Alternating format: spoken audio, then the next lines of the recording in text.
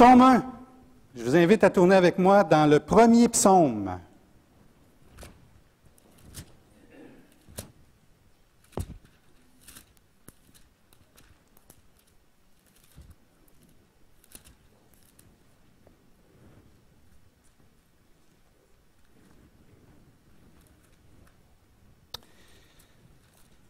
Psaume 1. Alors, le titre du message ce matin, c'est « Où mène ton chemin? »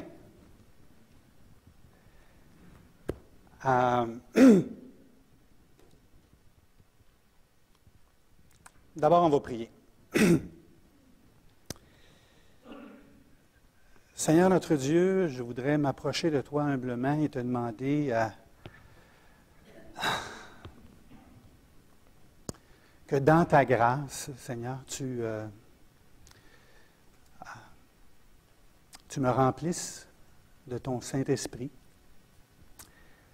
afin, Seigneur, que mes paroles soient les tiennes, que tu m'accordes la paix, que tu m'accordes la grâce de pouvoir parler en ton nom. Merci pour ta parole. Merci, Seigneur, pour la richesse de ta parole. Et ce matin, Seigneur, on veut te demander non pas seulement que tu m'aides, moi, par ton Saint-Esprit, mais que d'une manière particulière, tu puisses être au milieu de nous pour toucher nos cœurs, que tu parles et que ta parole pénètre dans nos cœurs profondément et qu'elle porte du fruit. C'est le désir de mon cœur ce matin, Seigneur. Je te demande ces choses au nom précieux de Jésus-Christ et pour sa gloire. Amen.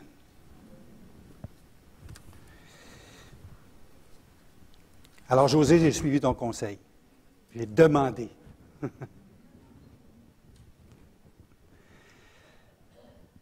C'est la première fois, je pense, non. Bon, en tout cas, ça fait longtemps que je n'ai pas prêché sur un psaume. Alors, je vais juste prendre quelques minutes pour vous parler du style littéraire des psaumes. C'est très différent d'autres styles, c'est particulier, c'est très différent d'autres styles littéraires qu'on retrouve dans la Bible. Les psaumes, ce sont des cantiques, ce sont des chants. En fait, les psaumes, c'est un album de 150 chansons. C'est un livre très important dans la Bible. C'est le plus gros livre de la Bible. Et c'est le livre le plus cité dans le Nouveau Testament. Et le style littéraire est assez particulier parce que c'est des chansons, c'est C.S. Lewis qui disait qu'on ne doit pas interpréter les psaumes comme des traités de théologie, mais comme ce qu'ils sont réellement, des chansons, des cantiques, qui marquent le cœur ou la culture des Juifs par des images, par des phrases poétiques et qui marquent l'esprit, qui rejoint la société dans laquelle ils ont été écrits. Et le psaume 1 est un cantique. Il y a quelques semaines, je regardais une émission à la télévision où il y avait Michel Rivard. Je ne sais pas si vous connaissez Michel Rivard. Vous connaissez Michel Rivard? C'est un des membres du groupe Beau Dommage qu'ici, au Québec, on connaît bien. Tous ceux qui étaient ici à partir des années 70 connaissent le groupe Beau Dommage et Michel Rivard. Puis Michel Rivard, il a écrit une chanson à un moment donné. Puis la personne qui l'interviewait, elle disait, on ne peut pas recevoir Michel Rivard sans vous parler de la chanson « Le phoque en Alaska ». Puis même lui, il dit, je voudrais plus la chanter, cette chanson-là, mais elle est devenue tellement populaire, universelle, que j'ai comme pas le choix. À chaque fois que je fais un spectacle ou quoi que ce soit, il faut mettre quelque part. Je me suis fait à l'idée, il faut le mettre à quelque part. Parce que c'est une chanson qui a une image qui rejoint la société, qui explique un fait dans la société. J'essaie de me rappeler, vous connaissez les paroles du refrain? Pas la peine de laisser ceux qu'on aime pour aller faire tourner des ballons sur son nez. Ça fait rire les enfants, mais ça fait plus mais longtemps. Ça fait plus rire personne quand les enfants sont grands. Il y a un message. OK. Vous avez compris le point, là. Il y a un message qui est véhiculé par une image. Ça vient toucher notre cœur. Ça vient nous rencontrer. Alors, on s'imagine tout un phoque sur une banquise là, avec des larmes là, qui s'ennuie. Puis là, il y a un petit nuage, là, puis il y a un phoque avec une petite jupette là, qui fait tourner des ballons sur son nez. Puis lui, il pense à elle. Puis dans le contexte sociopolitique dans lequel ça a été écrit, il y a tout un autre niveau là, d'interprétation qui est donné à ce champ-là, qui nous aide à le comprendre quand on pense dans les années 70, la Révolution tranquille, l'espèce de frustration par rapport à l'environnement américain autour, puis le nationalisme qui est en pleine croissance, puis wow! Tu peux écrire un livre sur la situation sociopolitique du Québec dans les années 70, puis tu peux juste chanter le refrain. Alors, un psaume, c'est ça. Et le psaume 1, c'est un psaume qui contient des images extraordinaires et qui contiennent un message. Qui contiennent un message qui est le thème de la Bible au complet. 2 voies, 2 chemins. La voie du juste, la voie du méchant. L'un mène à la communion avec Dieu, l'autre mène à la ruine éternelle. Psaume 1. Écoutons le psaume 1 ce matin. Juste vous mentionner que je vais, étant donné que l'heure est assez avancée, je vais sauter quelques points. Puis pour éviter de me perdre dans le PowerPoint, je ne veux pas l'utiliser. OK? Parce qu'il y a des points qu'on va passer par-dessus, puis en tout cas. Heureux l'homme, lisons ensemble. Heureux l'homme qui ne marche pas selon le conseil des méchants. Ce n'est pas en compagnie des moqueurs, mais qui trouve son plaisir dans la loi de l'Éternel et qui médite sa loi jour et nuit. Il est comme un arbre planté près d'un courant d'eau.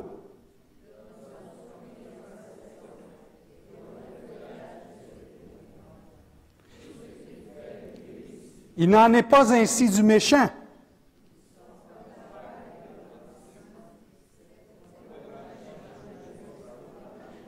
Ni le pécheur dans l'assemblée des justes.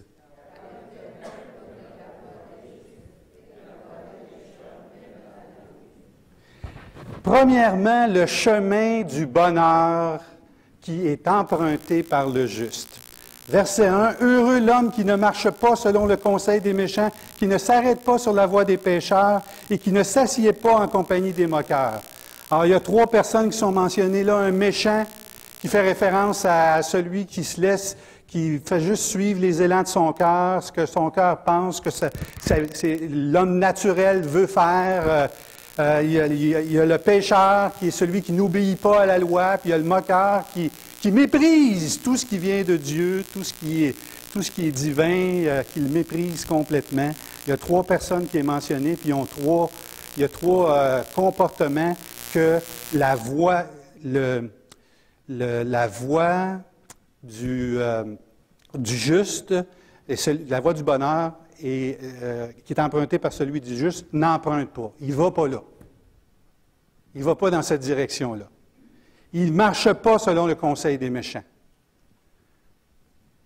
Il ne s'arrête pas sur la voie des pécheurs. Il ne s'assied pas en compagnie. Il ne va pas se divertir quelque temps en compagnie des moqueurs.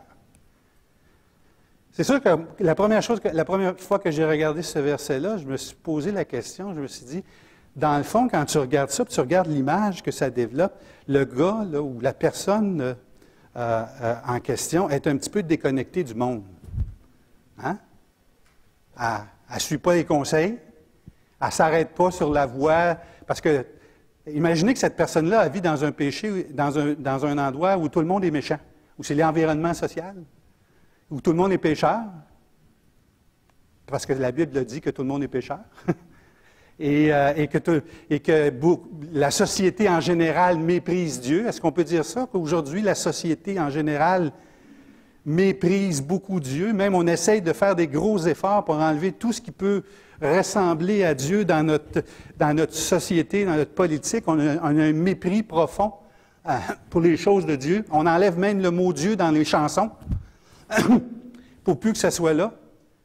Alors, ce que le psaume semble suggérer, c'est que heureux l'homme qui est complètement déconnecté de son environnement social, puis qui ne se branche pas là-dessus. L'image que ça me fait penser, c'est Noé. Jeudi soir, on parlait de ça, c'est l'image de Noé. Noé, à un moment donné, la Bible dit que Dieu a regardé la terre, puis il a vu l'homme, puis il a dit, l'homme est méchant par-dessus tout. Tous les hommes sont méchants par-dessus tout, ils ont fait le mal, et ils sont méchants. Et puis à cause de ça, je vais détruire la terre. Mais là, au verset 7, ça dit, « Mais Noé trouva grâce aux yeux de l'Éternel. » Tous les hommes sont méchants, mais Noé trouva grâce aux yeux de l'Éternel. Mais qu'est-ce qu'il a fait de différent pour les autres? Il a trouvé grâce aux yeux de l'Éternel. Et puis là, l'Éternel s'est révélé à lui. Et puis là, il a dit, tu construis une arche. Puis Noé a obéi. Il a entendu la révélation de Dieu, il a obéi. Un peu comme Abraham. Dieu s'est révélé à Abraham, il a dit, prends tes affaires, puis change de place. Il a pris ses affaires, il est parti de place. Noé, il a entendu la révélation de Dieu, pris ses affaires, changé de place. Il a construit une arche. Mais là, imaginez un petit peu le voisinage ou l'environnement sociopolitique autour de lui, là, ou social, où les gens disent hey, le voisin, Noé, c'est un peu bizarre. Hein? Il est en train de construire, je ne sais pas trop quoi, là, dans sa cour. Hey, Noé, qu'est-ce que tu es en train de construire? Un bateau. C'est quoi ça? C'est quelque chose qui va flotter. Ah ouais, mais comment tu vas faire pour transporter une affaire de 300 coudées comme ça jusque dans l'eau? C'est quoi tu fais? Pourquoi il y a un toit, ton bateau? Parce qu'il va mouiller. Ah, il va mouiller. Puis la Bible dit que, il y a certains commentaires qui disent qu'il n'y avait pas plu avant ça. Là, fait que c'est quelque chose qui est complètement différent. Puis c'est quelque chose que les gens qui étaient méchants autour de lui ne devaient pas comprendre de Noé. Ils étaient déconnectés un petit peu. Mais par la foi, il a saisi qu'est-ce que Dieu lui a révélé et puis il a construit une arche. Et puis c'est un peu la même situation ici. Heureux l'homme qui ne marche pas selon le conseil des méchants. Il y a une implication de la foi dans un comportement comme celui-là. Parce que quand on est dans un environnement, il faut qu'on ait une révélation de Dieu pour s'en séparer comme ça. Deuxièmement, sur le chemin du juste se trouve le plaisir dans la loi de l'Éternel. Au verset 2, il dit « Mais qui trouve son plaisir dans la loi de l'Éternel et qui la médite jour et nuit. » Le chemin du juste, c'est un chemin où l'homme qui le pratique éprouve un plaisir pour la loi de l'Éternel. Alors, qu'est-ce que ça veut dire, ça? Bien, premièrement, il faut essayer de comprendre Qu'est-ce que c'est la loi de l'Éternel pour quelqu'un qui écoute ce cantique-là il y a 3000 ans? C'est quoi la loi de l'Éternel? Bien, naturellement, la loi de l'Éternel, ça comprend les 5 livres de la Bible qui étaient présents à ce moment-là, la Genèse, l'Exode, Lévitique, Deutéronome, Nombre. Et donc, c'est les livres dans lesquels la loi est inscrite. Et quand il dit qu'il trouve son plaisir dans la loi de l'Éternel, bien, c'est quelqu'un qui vraiment scrute, regarde, entend la loi, et puis il est au courant de la chute, il est au courant comment Dieu a appelé Abraham, comment Abraham a offert son fils Isaac en sacrifice, comment Dieu a pourvu, comment les fils de Jacob ont vendu Joseph, et puis il a été acheté, puis allé en Égypte, puis comment Joseph est devenu le libérateur en accueillant chez eux. Ils ont vu comment Moïse, ceux qui scrutent la loi, puis qui trouvent son plaisir dans la loi, ils ont vu comment la grâce de Dieu s'est révélée envers le peuple de Dieu quand ils sont allés. Moïse est allé délivrer son peuple en Égypte. Alors lui, il scrute ça, ces livres-là, puis il regarde la grâce de Dieu qui se dégage de sa loi. Il trouve son plaisir là-dedans. Remarquez que ce n'est pas en train de dire il obéit à la loi, non. Il trouve son plaisir à regarder la grâce de Dieu qui se dégage de la loi.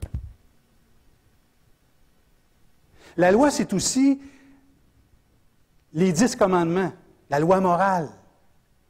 Puis, l'auditeur de ce cantique-là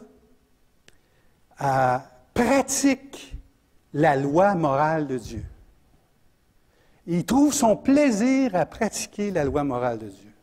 C'est pas juste je suis obligé, là, je suis obligé d'adorer Dieu, mais je suis obligé d'aimer mon prochain, mais il trouve son plaisir à le faire. Tu sais, c'est comme quelqu'un qui travaille tous les jours par son travail, là, il y a une autre personne qui est vraiment détestable. Puis là, les autres, là, ils ont de la misère à l'endurer, puis elle est méchante, puis elle est seule. Et puis, à cause de ça, personne, en tout cas, elle n'a pas de relation vraiment avec les autres. Puis, à un moment donné, elle tombe malade, elle est hospitalisée. Puis toi, bien, après ton travail, tu dis, « Hey, je vais aller la voir à l'hôpital. Je vais aller la rencontrer. Je vais aller y faire du bien. Parce que je prends plaisir, je trouve ma joie, mon plaisir dans la loi de l'Éternel. » La loi de l'Éternel, dans ce temps-là aussi, c'était des cérémonies. Dans le temps des psaumes, là, les cérémonies de la loi étaient installées. Il y avait le lieu saint, le lieu très saint. Puis, quelqu'un qui prenait plaisir à la loi, bien, il faisait tous ces rites religieux-là qui étaient exigés par la loi. Pour le pardon des péchés, par exemple. Puis, il voyait dans la loi que c'était important d'avoir un médiateur entre lui, qui est un pécheur, puis la colère de Dieu, puis ça prenait un médiateur qui va négocier avec la colère de Dieu, puis avec lui, là, puis il voyait ça dans l'exercice de la loi, il était au courant de ça, il prenait plaisir à ça. Il comprenait aussi à un moment donné que pour avoir le pardon des péchés, ça prenait un sacrifice. Puis qu'avec ce sacrifice-là, la colère de Dieu était apaisée devant le propitiatoire. Il trouve son plaisir dans la loi de l'Éternel, il la pratique et il s'imprègne de cette loi-là. Il la médite jour et nuit. Jour et nuit? Jour et nuit. C'est sûr qu'il y a une exagération, c'est impossible de méditer jour et nuit. À un moment donné, à quelque part, on ne pourra pas le faire, mais c'est une expression pour dire que c'est vraiment, je médite la loi de Dieu jusqu'à la limite du raisonnable. Tout le temps que j'ai disponible, là, je l'applique à méditer la loi de l'Éternel. Tout le monde est comme ça ici ce matin, hein? Bien, comme Noé a trouvé grâce aux yeux de Dieu, puis que ça a modifié son comportement par la foi, quand on trouve grâce aux yeux de Dieu, puis qu'on est justifié, on devient rempli d'affection pour les choses de Dieu, puis pour sa parole. Et ce n'est pas de nous, c'est une grâce qui est donnée. L'autre image qui est donnée dans le chemin du juste, c'est « il est comme un arbre planté près des courants d'eau, qui donne son fruit en sa saison. » Ce matin, j'étais allé prendre ma marche au parc, à mon fameux parc. Ouais. Et puis, il y avait des arbres immenses. Ça prenait, j'ai calculé, là, à peu près, là, ça prend au moins 3 personnes autour là, pour en faire le tour, là, qu'on se tient par la main. Là. Puis, ça donne le torticolis de regarder jusqu'où ils sont, puis les branches sont immenses, la circonférence immense. Puis là, tu regardes ça, puis tu te dis « Wow! C'est solide! » Puis là, tu te dis « Toutes les tempêtes qu'il a vues passer, cet arbre-là, ça doit être incroyable. » Le verglas, il est témoin, c'est un arbre qui a certainement une centaine d'années.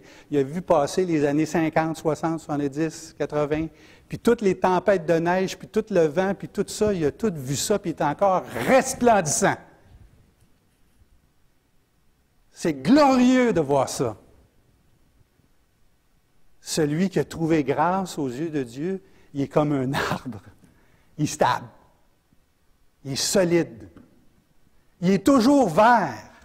Quand celui qui entend cette chanson-là, là, à ce moment-là, c'est à l'endroit où ils vivent, des arbres toujours verts, il n'y en a pas parce qu'il y a des saisons très secs. Et puis, c'est rare. Puis, il y a beaucoup de désert, il fait toujours chaud. Puis, de voir un arbre toujours vert, c'est spécial. Ça crève le paysage, comme on peut dire. Alors, j'imagine l'image qui est présentée ici, là, elle est forte. C'est un arbre vert qui donne son fruit toujours en sa saison. Tout ce qu'il fait lui réussit. Bien, là, je pense qu'on vient de... Parce qu'un arbre, ça ne fait rien, là, mais... L'homme qui suit le chemin du juste, qui suit le chemin de celui qui est justifié, tout ce qu'il fait lui réussit par la grâce de Dieu. Il n'en est pas ainsi du méchant. Or, maintenant, on va regarder un peu le chemin du méchant. Alors, une autre image. Il est comme la paille que le vent dissipe. Oups! Méchant contraste. On vient de voir un arbre qui est constamment alimenté près d'un courant d'eau, qui est solide, qui est toujours vert, puis qui porte du fruit tout le temps, puis que c'est éclatant, il crève le paysage par sa gloire, par sa beauté, puis tout ça. Puis, il n'en est pas ainsi du méchant. Il est comme la paille qui est dissipée par le vent. Il n'y a rien qui la retient au sol. Tu n'as même pas besoin d'une tempête, tu as juste besoin d'un ouf, puis c'est parti. L'image est contrastante par rapport au chemin du juste. Puis en plus de ça, dans ce temps-là, ça veut dire plus que ce que ça veut dire là, c'est que quand on ramassait le blé dans les champs, bien, à un moment donné, là, il y a des parties qui c'est de la... Il y a comme on fauche le blé, puis là, il y a comme un tas par terre, là, ça s'accumule par terre. Puis là-dedans, il y a la balle qu'on appelle, c'est comme l'enveloppe par-dessus le grain du blé. Puis il y a des bouts de paille, puis il y a du blé. Mais tu ne veux pas tout avoir parce que la balle puis la paille, ça ne vaut rien, ça n'a aucune valeur alimentaire. Il n'y en a pas. La balle... Puis tu ne peux pas voir, bien souvent, la différence entre un grain et la balle. Parce que c'est l'enveloppe qui est vide. Fait que ça a la même apparence physique.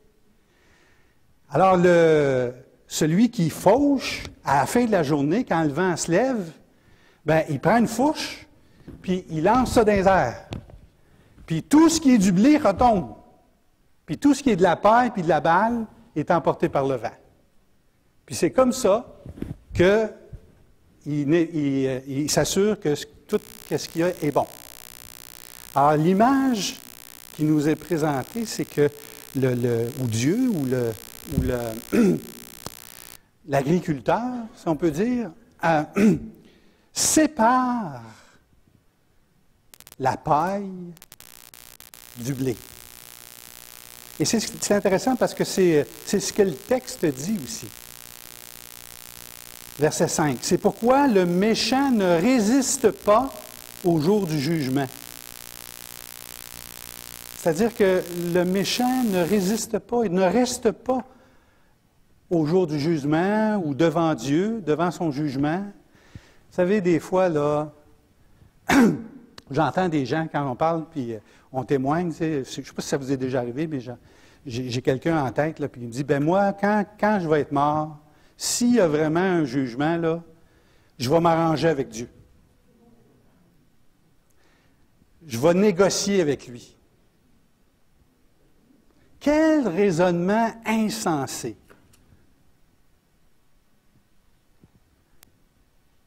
Le Dieu créateur de l'univers, tout-puissant, saint, 3 fois saint, tu ne tiendras pas une seconde devant Dieu. Tu vas être emporté comme... Pff. Tu ne résistes pas devant Dieu, devant son jugement, devant sa sainteté, devant sa justice. Car Dieu a dit, je n'ai pas les paroles exactes, mais je suis gracieux, miséricordieux, je suis plein d'amour dans Exode, mais je ne laisserai pas le péché impuni. Dieu est le juste juge et il n'y a personne qui résiste devant lui.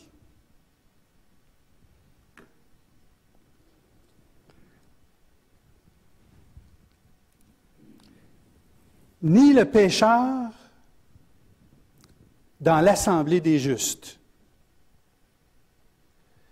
C'est-à-dire que le pécheur ne résiste pas, comme on a vu dans l'exemple tantôt, que l'agriculteur veut séparer la balle du grain, Dieu sépare le juste du méchant. Puis bien souvent, c'est le méchant qui s'exclut lui-même.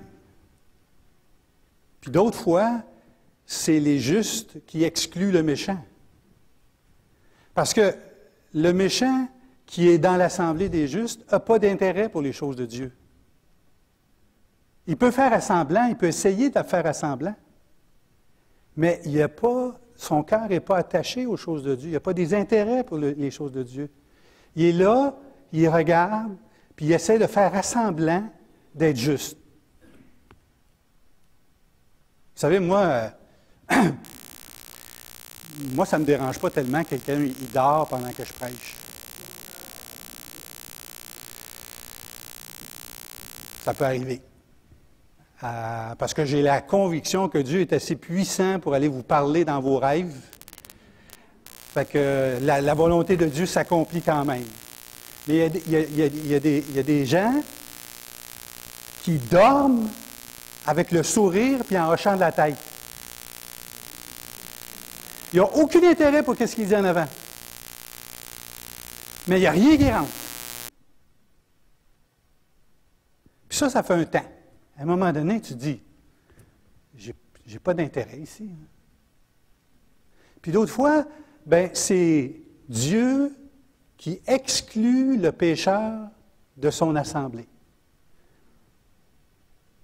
Dans le sens que si un frère pêche volontairement puis qu'il refuse de se repentir, Dieu nous a donné le mandat d'adresser ça à un frère et de dire, écoute, tu t'appelles un frère, puis tu commets le péché, puis tu refuses de te repentir.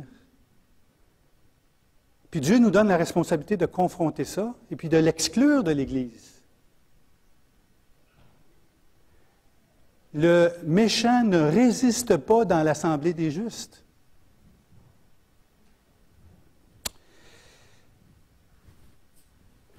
Pourrais-tu aller au dernier diapositive?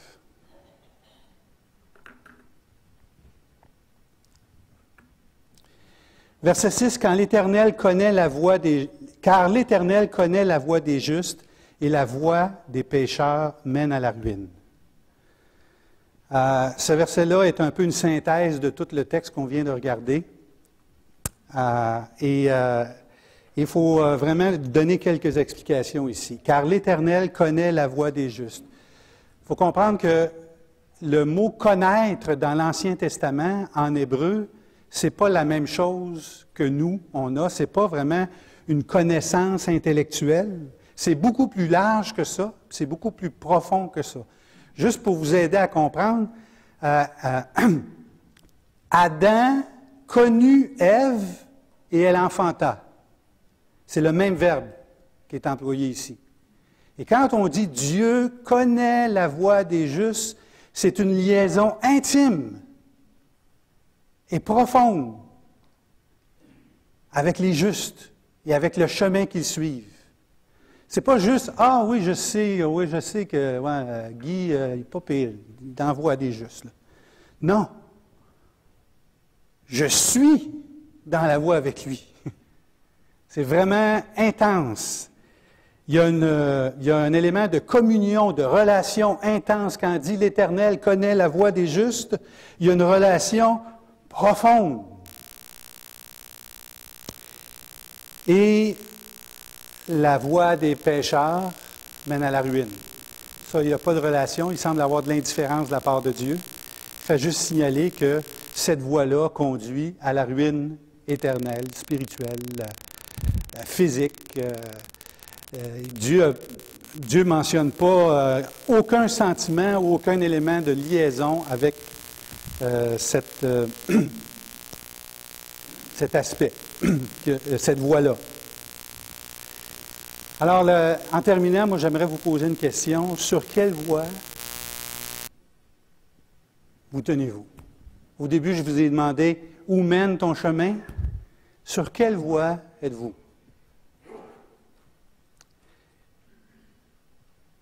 Et je pense que il arrive que Dieu nous place dans un temps précis, à un carrefour, où les deux voies sont devant nous. Il se peut que vous soyez sur la voie du méchant, sur la voie de la perdition. Il se peut. Il se peut que vous soyez sur la voie du juste. Et il se peut que ce matin, Dieu est en train de vous placer devant un carrefour pour vous offrir de changer de voie. Et j'aimerais juste brièvement, dans les prochaines minutes, vous montrer comment vous pouvez faire ça.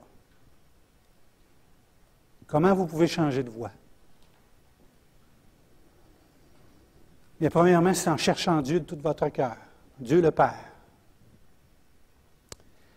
C'est en recevant la grâce qui vous a été donnée, qui vous est offerte ce matin, quand Dieu se révèle à vous, puis que Dieu vous manifeste sa grâce, c'est le recevoir.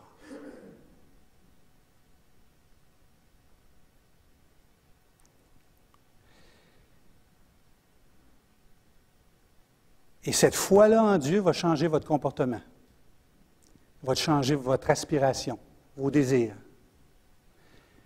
Il va vous rendre, va changer votre personne, va vous rendre comme un arbre puissant. En suivant Jésus-Christ. Pourquoi en suivant Jésus-Christ? Parce que Jésus-Christ a dit, « Je suis le chemin, la vie et la vérité. » Et Jésus-Christ est le seul chemin qui mène au Père. Il n'y en a pas d'autre. Puis Jésus-Christ est l'accomplissement de la loi. Abraham, Isaac, ça parle de Jésus-Christ. Joseph, c'est un type, comme disait Philippe tantôt, de Jésus-Christ. Moïse, c'est le prophète par excellence, qui est un type aussi de Jésus-Christ. Jésus-Christ est le souverain sacrificateur qui est médiateur entre toi, qui est pécheur, et Dieu et la colère de Dieu. Ça prend un médiateur. Jésus-Christ est ce médiateur-là. En même temps, Jésus-Christ est le sacrifice qui est nécessaire pour que la colère de Dieu soit abaissée, apaisée.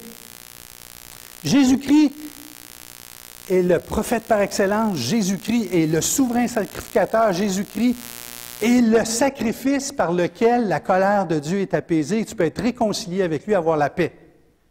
Et le seul chemin, c'est lui. Et cette vérité-là est devant toi ce matin, devant tes yeux, devant tes oreilles. Écoute le cantique. Écoute la chanson. Ce matin, tu as l'occasion d'emprunter le chemin qui mène à Dieu.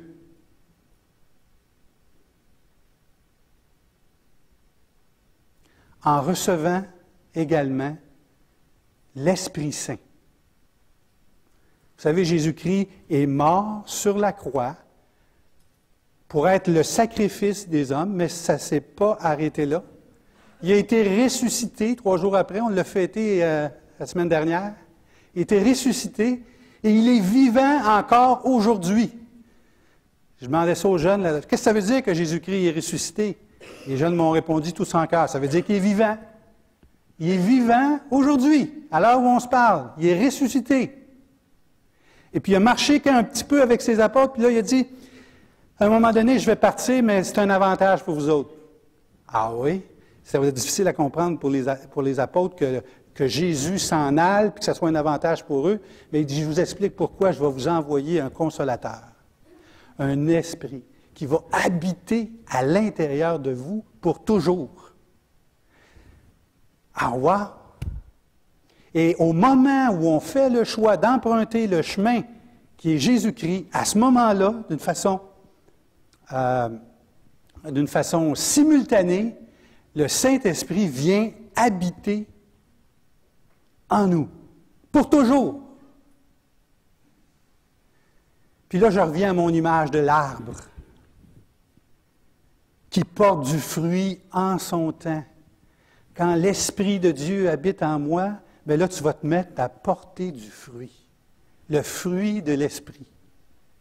Tu vas te mettre à aimer, à être rempli de douceur, à être rempli de persévérance, parce que le Saint-Esprit va être venu habiter en toi à ce moment-là.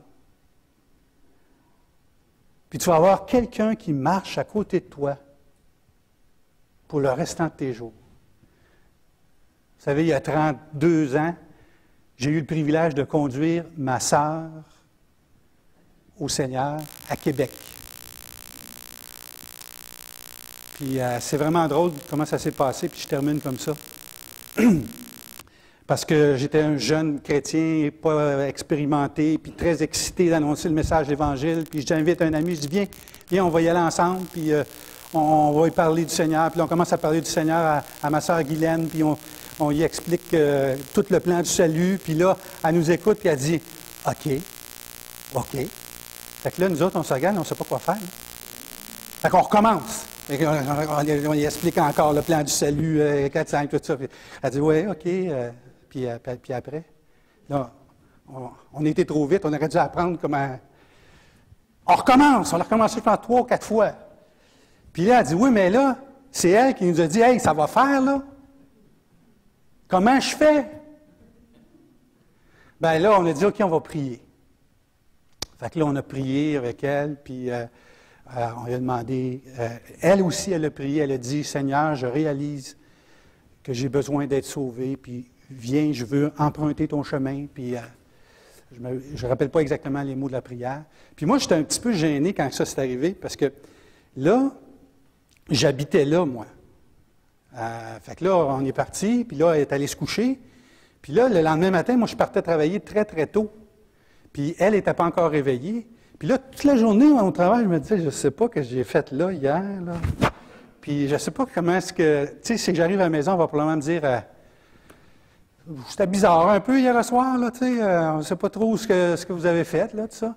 Mais, fait que là, j'étais un peu nerveux, fébrile, puis là, je rentre dans la maison, puis là, ma soeur me regarde, puis elle se met à pleurer, puis elle dit, je ne serai plus jamais seule.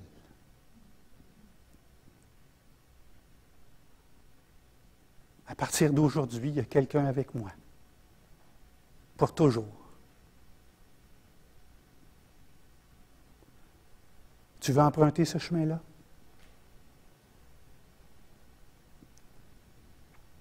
Prions ensemble.